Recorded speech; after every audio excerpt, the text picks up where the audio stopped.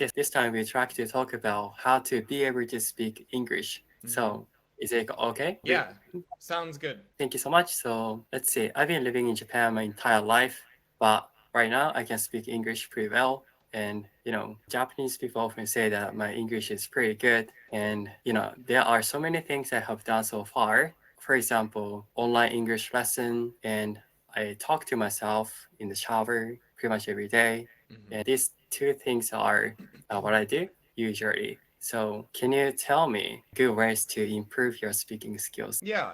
I think that those things that you're doing are extremely important. And I think then also what we are doing right now, just having real interaction with someone who's a native speaker is also very important.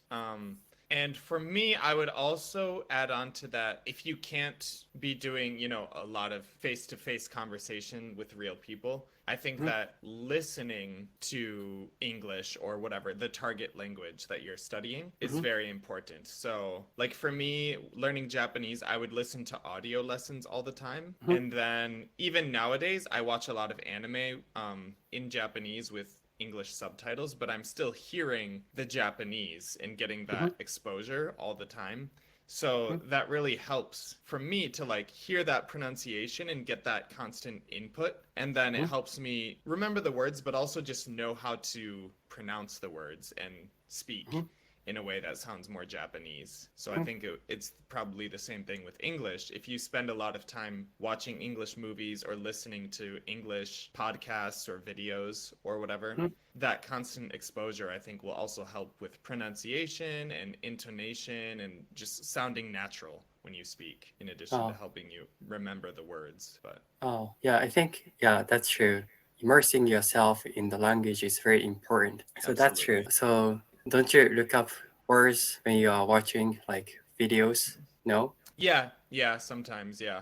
I thought like I'll be watching a video or anime or whatever, and then I hear a word and like I can see like where it is in the subtitles, or I can kind of guess, right? I hear a new word and I have enough knowledge already to be able to kind of pick it out and be like, oh, I think they keep saying this word. Like I distinctly Wow. remember I learned the word shate, which is like range, when I was watching JoJo's Bizarre Adventure, JoJo no Kimio na Boken. Huh. But so like that was just one example. I kept hearing them say that word, and I was like, oh, so that must be this one. And then I looked it up, and it was like, oh, yeah, Wow. that's what it is. But yeah. And then I on think, top of that, when you learn a new word like that, I think it's important to try to use that word as much as possible. Like yeah. make your own sentences with it and use it in your daily life as much as possible, because then your brain puts context to it and your brain is like, oh, okay, so this is how we use this word and you're using this word, so it's important, so I'm going to remember it. Yeah, that's definitely true. I feel like, Yeah. Japanese people are too afraid of making mistakes, and especially in front of Japanese people, they don't try to say anything. So I think, like you said, it's very important to try to use some words and expressions they learn. Hmm. Yeah, like you said, that's very important, I think. Yeah. Trying to create an opportunity to speak English is very important. To speak Japanese or English, this is very important, I think. Hmm. Yeah, Absolutely, absolutely. and you said that constant exposure. So yeah, I think that's also important. I think it would be better to look up words if you don't know them, because just by listening to some audio, what did I try to say? Just listening to audio is not good enough to improve your listening skills, because if you don't know the words, you might be able to guess the meaning of the word, but that's not necessarily true. So I think it's important to look them up in the dictionary every time you face them. Yeah, I would agree. I would agree. Yeah.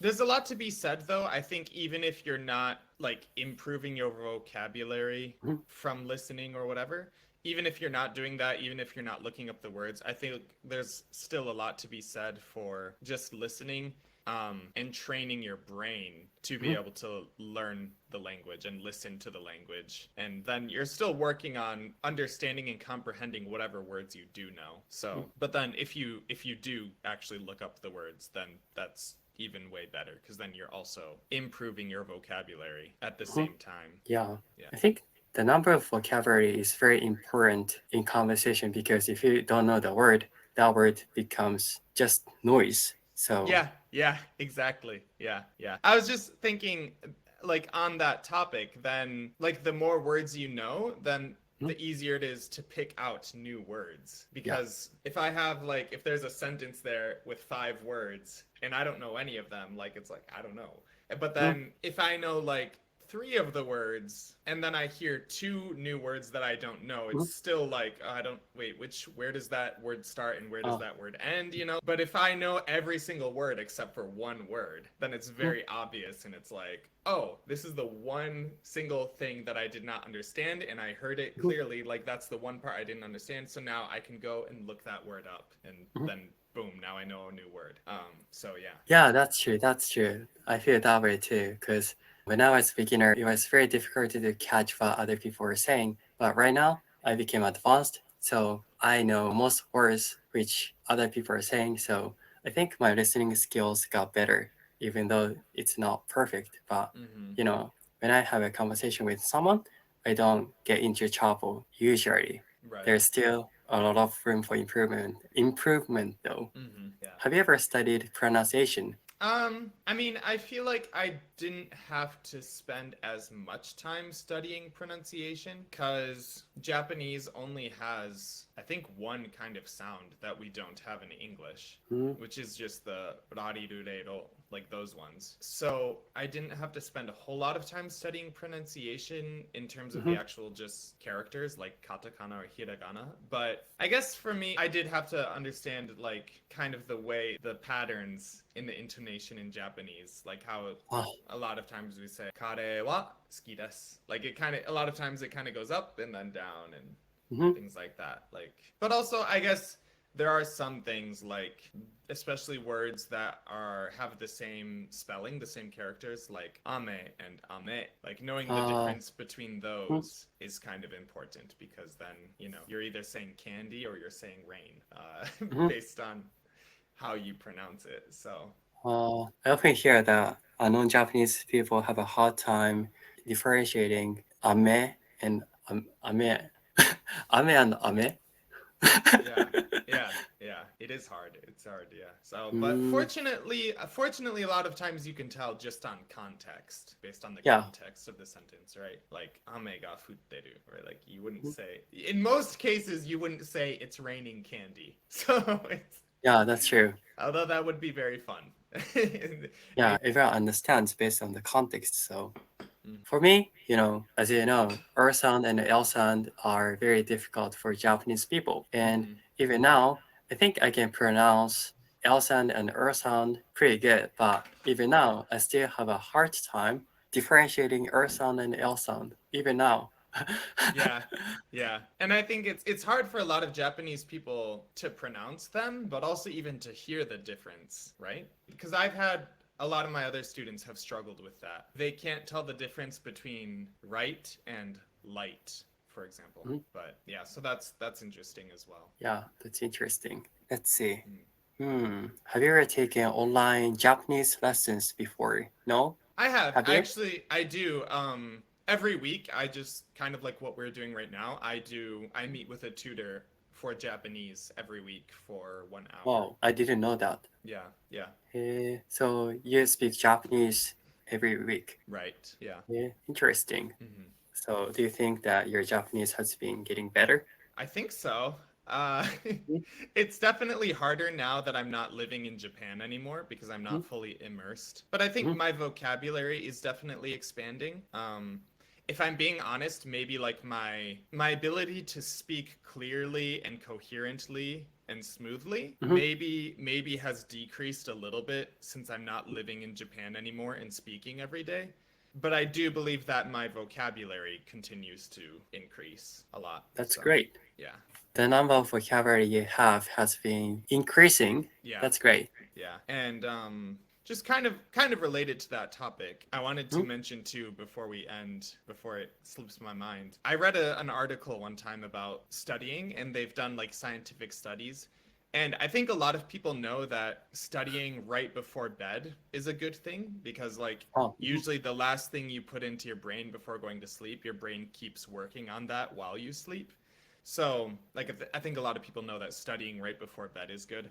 But I also read a scientific article saying that it's also great if you study or at least review something first thing in the morning when you wake up. Oh. Apparently that's also very important for helping your brain to remember and retain things. So like if you study first thing in the morning and right before you go to bed, then your brain is like, oh, this is the first thing and the last thing every time of each day. So it must be really important, and then it like holds on to things for you better. So That makes sense. Yeah, Yeah, I've heard sleeping- of that too. Yeah, so I've tried sometimes.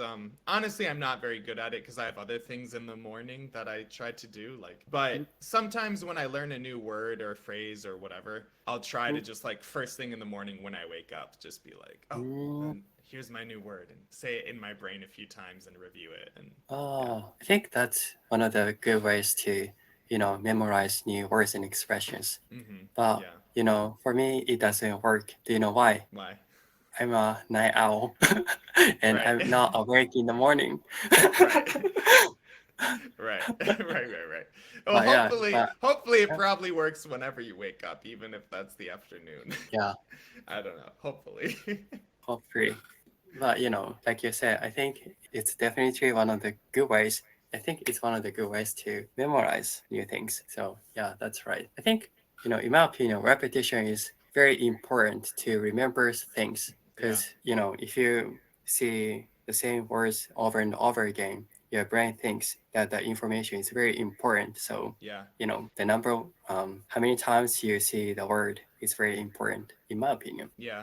My boss, because I work at a dance studio, she was talking about it in the context of like dance and dance steps and things like that. But she said something the other day where she heard that like they say scientifically it takes about 10 times. You have to like see something or repeat it 10 times before it can even get into your conscious brain to like be able to consciously remember it and stuff.